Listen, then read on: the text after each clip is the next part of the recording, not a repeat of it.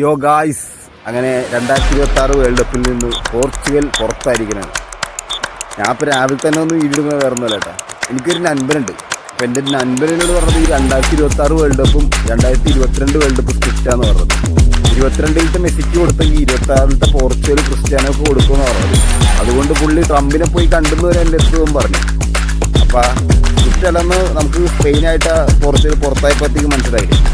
ഇനി അടുത്ത എൻ്റെ സംശയം എന്ന് വെച്ച് കഴിഞ്ഞാൽ ഉമ്മാർ പറയാൻ പോണത് ഇന്ന് എന്താണ് അർജൻറ്റീന ഇരിച്ചായിട്ട് ജയിക്കാനായി അത് സ്ക്രിപ്റ്റാന്ന് പറയും. ഇന്ന് ഈ വേൾഡ് കപ്പ് സ്ക്രിപ്റ്റാന്ന് പറയും. ഇതും മെസ്സിക്ക് കൊടുക്കാം. എങ്ങനെ മെസ്സിയൊക്കെ അടിക്കാൻ പറ്റും. മറിച്ച് ഭ്രാന്താവുന്ന എനിക്ക് പോകണം.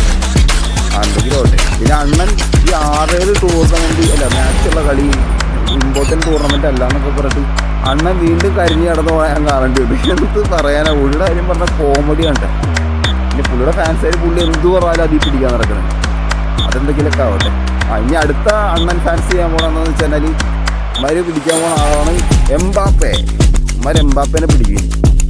പോർച്ചുഗൽ പുറത്ത് വെച്ചിരിക്കും. ഇനി അടുത്ത എംബാപ്പയാണ് ഇമാരുടെ ലക്ഷ്യം. എന്തെങ്കിലും ആവട്ടെ. എല്ലാ ക്രിസ്ത്യാനോ ഫാൻസിനും